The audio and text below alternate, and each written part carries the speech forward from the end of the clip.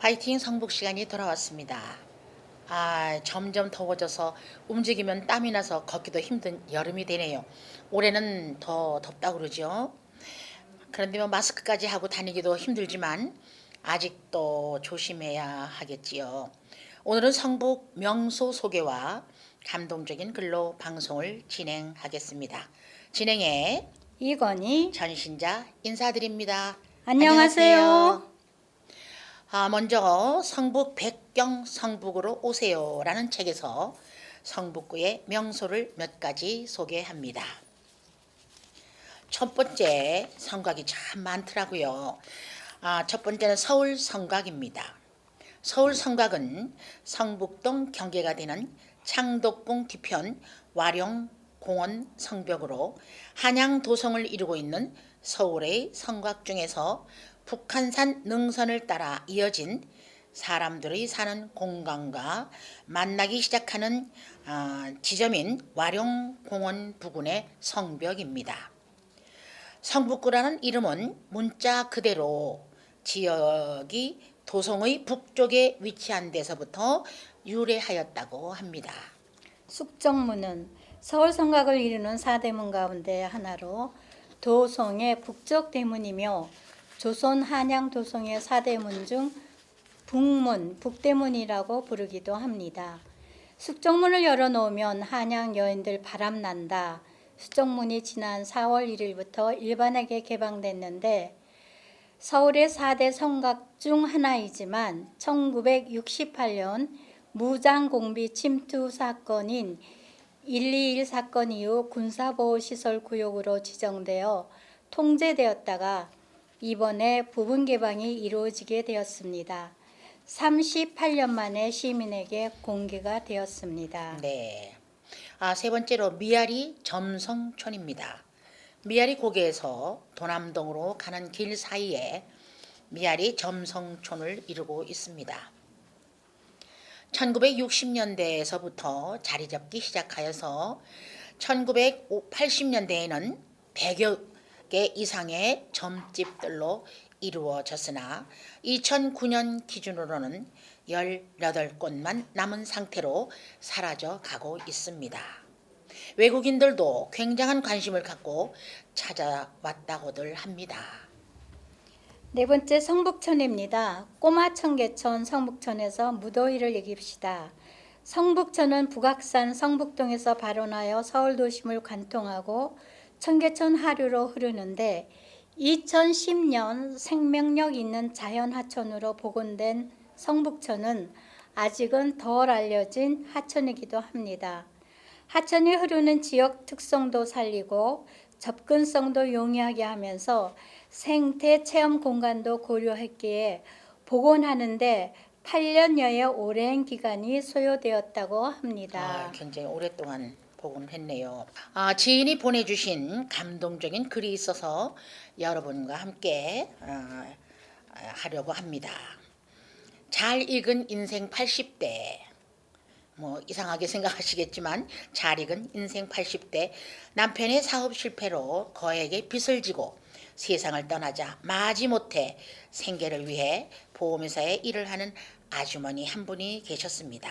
하지만 그동안에 집안에서 살림만 하던 여자가 그 힘든 보험 일을 한다는 것이 생각처럼 쉬운 일은 아니었습니다.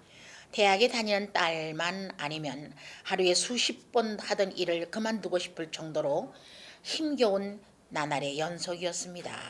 어느 추운 겨울날이었습니다. 거액의 보험을 들어주겠다는 어느 남자분의 집에 방문했던 아주머니는 그만 큰 봉변을 당할 뻔했습니다. 가까스로 위기를 모면한 그녀는 근처에 있는 한적한 공원에 가서 앉아서 사는 게 너무 힘들고 서러워서 자살까지 생각하며 한참을 울고 앉아 있었습니다. 그때였습니다. 누군가 그녀의 앞으로 조용히 다가왔습니다. 손수레를 끌고 다니며 공원에서 커피와 음료수를 파는 할머니였습니다. 할머니는 아주머니에게 무슨 말을 해주려고 하더니만 갑자기 손수레에서 꿀차 한 잔을 집어들고 따뜻한 물을 붓고 스푼으로 쑥쑥 몇 번 휘어줬더니 아주머니 손에 슬며시 쥐어주며 빙그레 웃어 보였습니다. 마치 조금 전에 아주머니에게 무슨 일이 있었는지 다 알기라도 한 듯한 표정을 지으면서 위로의 눈길을 보냈습니다. 비록 한마디 말도 하지 않았지만 할머니의 그 따스한 미소는 그 아주머니에게는 어떤 위로의 말보다 큰 힘이 되었습니다. 아침 식사까지 걸르고 나서 너무도 춥고 배고팠던 아주머니는 할머니의 따뜻한 정에 깊이 감동하면서 눈물로 꿀차를 마셨습니다. 그리고 잠시 후 힘을 얻어 다시 일터로 나갔습니다. 그 후 몇 년의 세월이 흐른 어느 청명한 가을날이었습니다.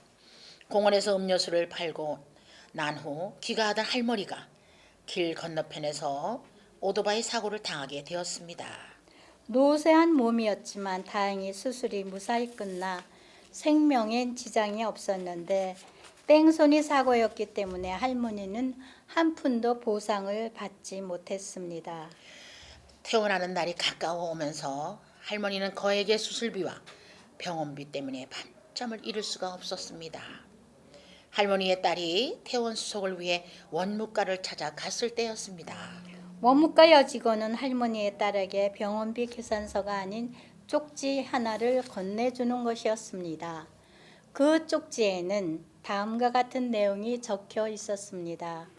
수술비 플러스 입원비 플러스 약값 플러스 기타 제 비용은 총액 꿀차 한 잔. 꿀차 한 잔이었습니다. 할머니의 딸이 계산서를 보고 놀라서 두 눈을 크게 뜨며 무슨 내용인지 알지 못해서 당황하는데 원무과 여직원은 빙그레 웃으면서 이렇게 말했습니다.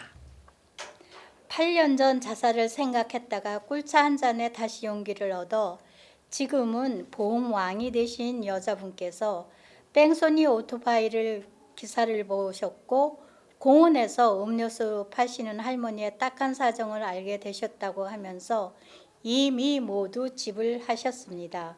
그분이 바로 저의 어머니십니다. 아이고 참 그렇습니다. 세월이 빠르게 지나고 가고 있다고 허무하다고 하지요. 그러나 내 인생의 가을이 오면 나는 나에게 어떤 열매를 얼마만큼 맺혔느냐라고 한번 물어보시면 어떻겠습니까? 나는 그때 자랑스럽게 대답하기 위해 내 마음밭에 좋은 열매를 많이 쌓아가신다면 참 좋겠습니다. 김영석 명예 교수님 말씀처럼 인생 100세 시대, 인생 80대는 아직 시들 나이가 아니라고 하십니다. 90보다 젊고 100세보다는 한참 어리다고 하시지만 건강하게 살아야 보람도 느끼겠지요. 잘 익은 인생 80대, 저녁 노을 고운 빛깔처럼 절정을 느끼게 하는 나이, 보호망 아주머니 같이 빨갛게 멋지게 더 빨갛게 물들어 봐야 하지 않겠습니까? 돈은 쓸 만큼 있으면 된다고들 하지요. 그래도 어려운 이웃을 도울 수 있을 만큼의 여유가 있었으면 좋겠습니다. 정말 그랬으면 좋겠습니다. 하지만 넉넉하게 있어도 못 쓰는 분들, 쓸 줄 몰라서 쓰지 못하는 분들도, 빈손으로 세상을 떠난다는 것을 알지 못하는 분들도 많으니까요. 나누는 것이 얼마나 기쁘고 보람이 있다는 것을 다들 알고 계시지만 그것을 실천하고 살 수 있다면 큰 보람된 삶이라고 생각하지 않으십니까? 여러분과 함께 많은 생각을 할 수 있는 매일매일입니다. 벌써 파이팅 성북 마칠 시간이 되었습니다. 재미있는 시간이 되셨다면 참 좋겠습니다. 다음 시간까지 건강하시고 매일 행복하시길 바랍니다. 진행의 이건희 전신자였습니다. 감사합니다. 감사합니다.